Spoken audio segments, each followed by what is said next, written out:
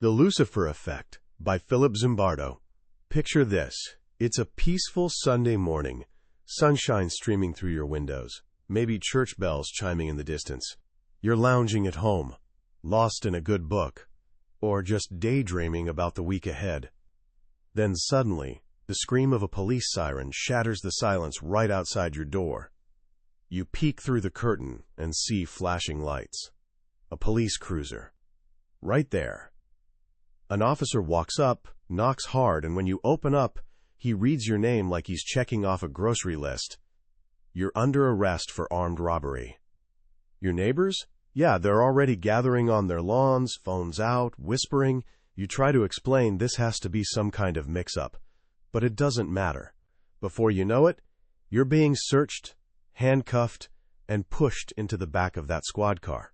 As you're driven away, you catch one last glimpse of your mother standing on the porch, her face frozen in absolute terror. Here's the kicker. This actually happened. Not in some crime drama, but to a bunch of regular college students in Palo Alto, California, back in 1971. They hadn't robbed anyone. They'd simply responded to a newspaper ad about a psychology study on prison life. What unfolded over the next 6 days would become one of the most shocking experiments in the history of psychology. Today, we're diving into the book that came from that wild experiment, The Lucifer Effect, Understanding How Good People Turn Evil, by Dr. Zimbardo. This book has sold millions of copies worldwide, and for good reason. It tackles a question that secretly haunts all of us. Could I become evil? Dr. Zimbardo didn't just run this experiment and walk away. He spent decades trying to make sense of what happened, partly because he himself got swept up in the chaos he created. This book is his life's work, his confession, and his wake-up call to the rest of us. By the time we're done here, you'll understand the invisible forces that can turn ordinary folks, people just like you and me, into something unrecognizable. But here's the good news. You'll also learn how to spot these forces in your own life and build defenses against them. This isn't just about understanding evil.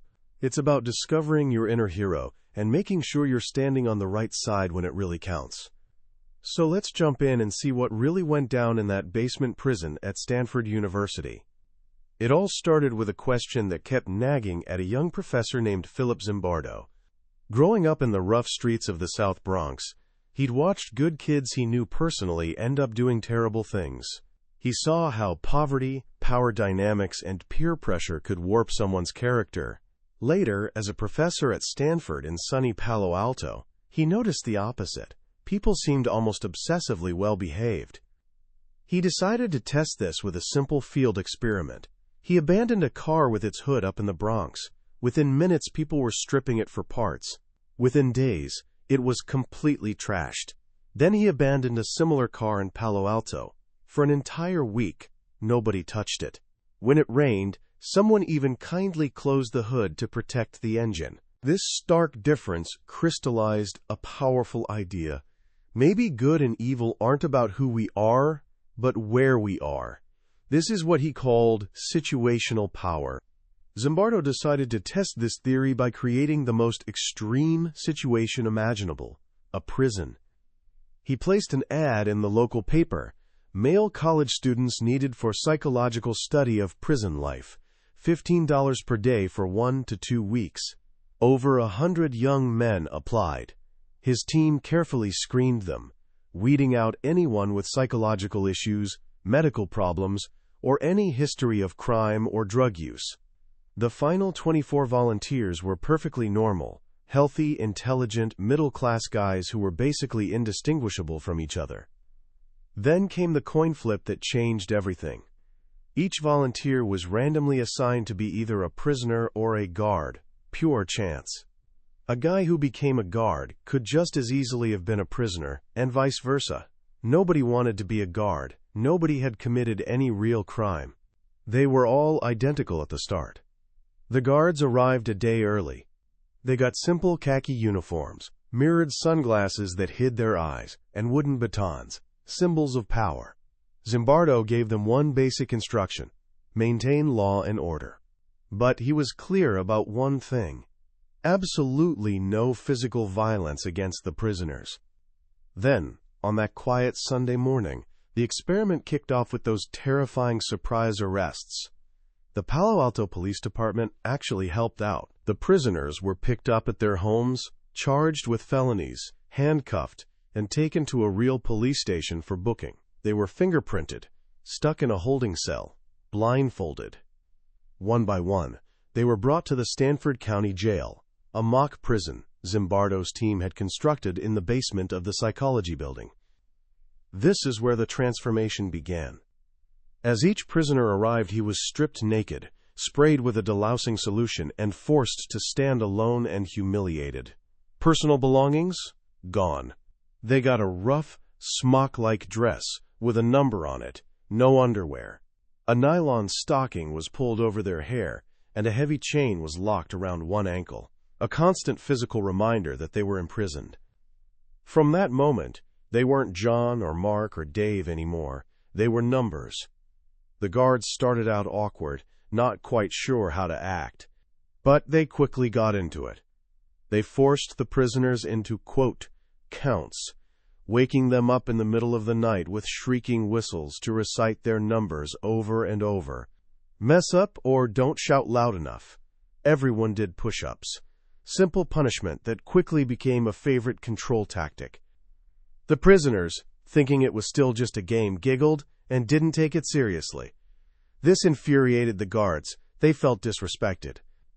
On day 2, the prisoners rebelled. They ripped off their numbers, barricaded themselves in their cells with their beds, and hurled insults at the guards. This was the turning point. The guards stopped seeing them as fellow students and started seeing them as actual dangerous prisoners. They called in the off-duty guards and stormed the cells, using fire extinguishers to blast freezing carbon dioxide at the prisoners to force them back. They broke in, stripped everyone naked, confiscated the beds, and threw the ringleaders into the hole, a tiny dark closet used for solitary confinement. The rebellion was crushed, and something darker started to emerge.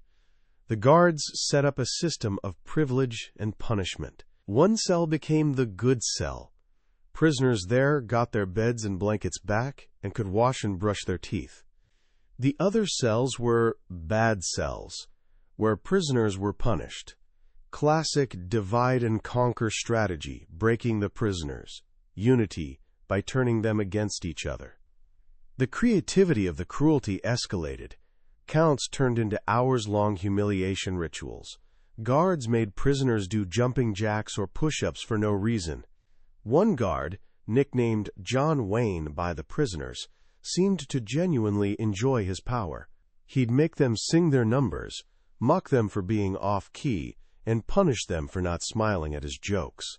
He'd force them to do push-ups with other prisoners sitting on their backs. The atmosphere turned toxic. The air grew thick with the smell of sweat and urine. Since bathroom visits became privileges the guards could grant or deny. Some prisoners had to use buckets in their cells, which guards sometimes refused to let them empty. The psychological toll was devastating. After just 36 hours, one of the main rebels, prisoner 8612, started to crack. He began screaming uncontrollably, consumed by rage. "I can't stand another night. I just can't take it anymore." He was suffering from acute emotional distress. Zimbardo's team had to release him. They told themselves it must be a fluke, that maybe he had some hidden vulnerability. They couldn't accept yet that the situation itself, the bad barrel, was powerful enough to break a good person. But he wasn't the last. Soon another prisoner, 819, also broke down. He'd been so obedient at first, but the constant harassment pushed him over the edge. He started crying hysterically and refused to eat. When Zimbardo tried to comfort him and tell him he could leave, the young man refused. He sobbed that he couldn't leave because the other prisoners thought he was a bad prisoner. He was willing to go back into that hell just to prove his worth. Zimbardo had to snap him out of it. He told him firmly, "Listen to me. You're not 819, you are Stewart, and my name is Dr. Zimbardo. I'm a psychologist, not a prison superintendent. And this isn't a real prison. This is just an experiment. At that moment, the young man snapped out of it like waking from a nightmare. He stopped crying, looked Zimbardo in the eye, and agreed to go home. But what about Zimbardo himself? He admits he got lost in his role too. He wasn't just a researcher observing from the sidelines. He became the prison superintendent. When a rumor started that the first released prisoner was coming back with friends to break everyone out, Zimbardo's first thought wasn't about scientific integrity. It was about prison security. He became paranoid, actually had the guards dismantle the prison, and move the chained, hooded prisoners to a storage room upstairs to hide them from the imaginary attack. The attack never came. It was just a rumor. Zimbardo realized he'd lost his objectivity. He'd become part of the very system he was studying. By day 5, the guards' abuse took a disturbing sexual turn. The night shift, led by John Wayne, seemed to get bored. They forced prisoners to simulate sexual acts with each other, telling them to act like female camels and hump one another.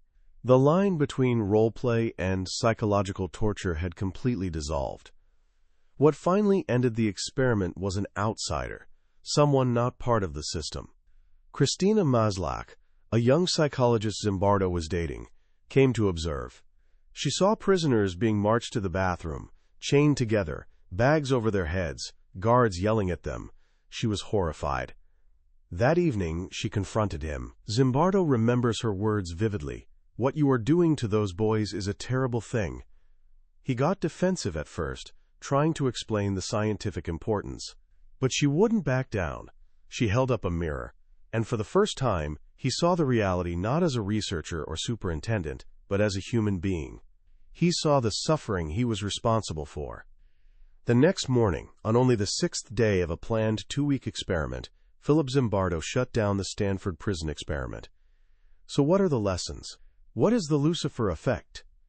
Zimbardo argues that evil isn't a quality built into a few bad apples. Instead, it's often the result of a bad barrel, a powerful situation that can corrupt almost anyone. The experiment showed that the line between good and evil is flexible and movable. He identifies several key psychological processes that enable this transformation. First, de-individuation, the loss of self-awareness and personal identity. The guards, uniforms, mirrored sunglasses, and titles made them feel anonymous. The prisoners, numbers, identical smocks, and covered heads did the same. When people feel anonymous, they feel less accountable. Second, dehumanization, seeing others as less than human. Guards started calling prisoners cattle. They stripped them of names and dignity. Once you see someone as an object, an it, instead of a person, it becomes psychologically easier to do terrible things to them. Third, obedience to authority. Even though Zimbardo didn't give direct orders to be cruel, his role as superintendent and Stanford's institutional legitimacy created a powerful authority structure.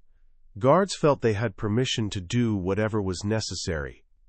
This echoes Stanley Milgram's famous experiments, where ordinary people delivered what they believed were fatal electric shocks to strangers, simply because a man in a lab coat told them to. But Zimbardo goes further. It's not just bad apples or bad barrels. We also need to look at the bad barrel makers, the system. The system is the set of powerful forces, political, economic, legal, cultural, that creates these situations in the first place. He connects this directly to the horrific abuses at Abu Ghraib prison in Iraq. When photos of American soldiers torturing Iraqi prisoners surfaced, the official explanation was, a few bad apples. Zimbardo calls this a dangerous lie. He served as an expert witness for one of the accused guards, Staff Sergeant Chip Frederick. What he found was a situation eerily similar to his experiment, but amplified 1,000 times. The guards at Abu Ghraib worked in a chaotic, dangerous, under-resourced environment. They were under constant mortar attack, had no specific training, no clear rules, and almost no supervision, especially on night shifts, where the worst abuses happened. Lines of authority were hopelessly blurred, with military intelligence, CIA agents, and private contractors giving confusing, contradictory orders to low-ranking military police. They were told to soften up prisoners for interrogation, to take the gloves off. The prisoners were dehumanized, called dogs by commanders. The guards lived in filth and fear, sleeping in cells and working brutal 12-hour shifts for 40 days straight without breaks. Does this excuse their behavior? Zimbardo is adamant. No explanation is not excuse. But it helps us understand how it happened. It wasn't just bad apples. It was a rotten barrel, created by a corrupted system of barrel makers, leaders who set policies, ignored warnings, and looked away. This journey into darkness might seem hopeless, but Zimbardo ends with a powerful message of hope. If situations can transform good people into perpetrators of evil, they can also transform ordinary people into heroes. He calls this the banality of heroism. Heroism isn't reserved for a special few. It lives in all of us, waiting for the right moment to activate. A hero is often just an ordinary person who does something extraordinary. Christina Maslach, who stopped the experiment, wasn't trying to be a hero. She just spoke her truth.